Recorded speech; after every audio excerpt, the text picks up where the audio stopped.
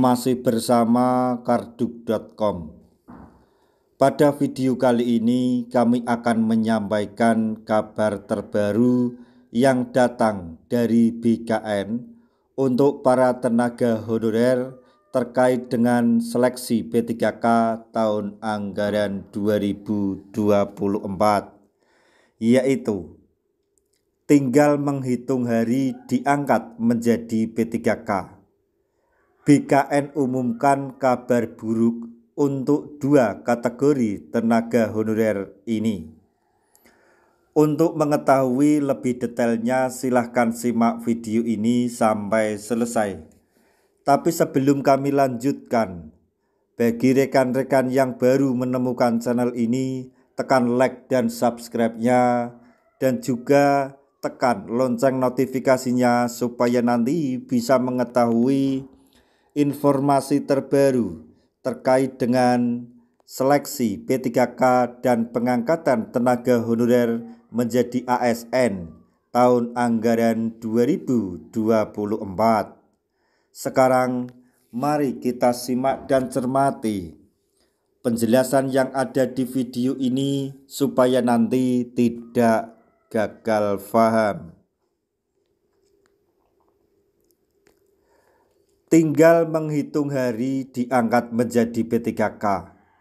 Badan Kepegawaian Negara atau BKN umumkan kabar buruk untuk dua kategori tenaga honorer ini.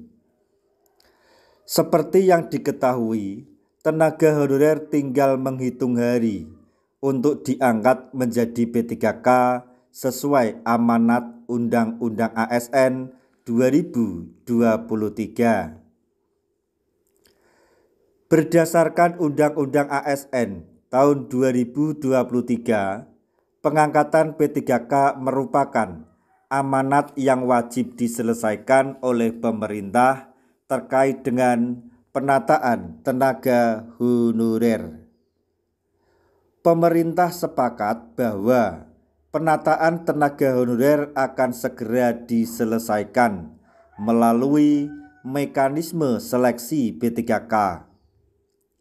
Sementara itu, Badan Kepegawaian Negara atau BKN telah resmi merilis siaran pers terbaru dengan nomor 005-rilis-I-2025. Sesuai dengan siaran pers tersebut, Badan Kepegawaian Negara atau BKN mengumumkan kabar buruk untuk dua kategori tenaga honorer pada pengangkatan P3K. Kategori tenaga honorer yang pertama yaitu tenaga honorer yang sudah dinyatakan lulus tahap akhir seleksi namun mengundurkan diri. Kemudian kategori yang kedua yaitu tenaga honorer yang sudah mendapatkan NI P3K namun mengundurkan diri.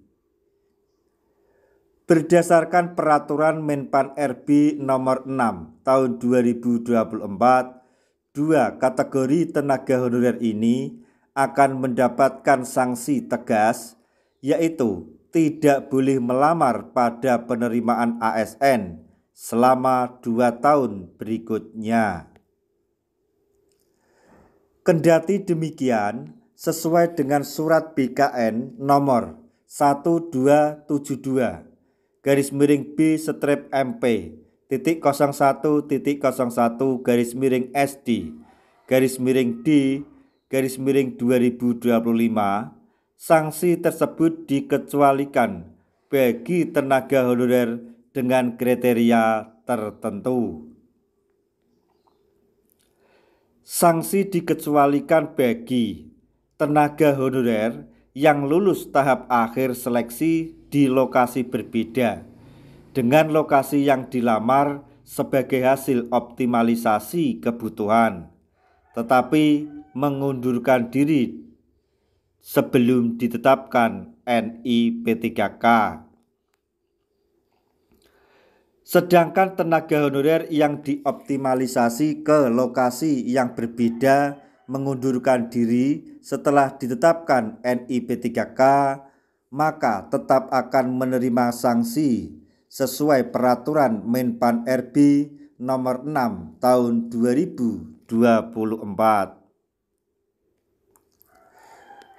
Adapun tata cara mengundurkan diri bagi tenaga honorer yang dinyatakan lulus seleksi P3K adalah sebagai berikut. 1. Bagi tenaga honorer yang dinyatakan lulus kemudian mengundurkan diri saat pengisian daftar riwayat hidup atau DRH.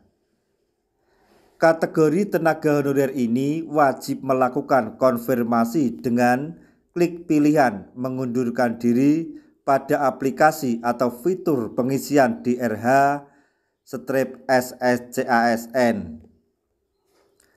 P3K instansi, maksudnya PPK instansi melalui pejabat pengelola kepegawaian wajib melakukan approval pengunduran diri dari tenaga honorer yang bersangkutan. Kemudian yang kedua, bagi kategori tenaga honorer yang dinyatakan lulus kemudian mengundurkan diri setelah mendapatkan nomor induk pegawai atau NIP. Kategori tenaga honorer ini wajib menyampaikan surat pengunduran diri kepada PPK instansi. PPK instansi melalui pejabat pengelola kepegawaian menyampaikan surat pengunduran diri tersebut kepada Kepala BKN.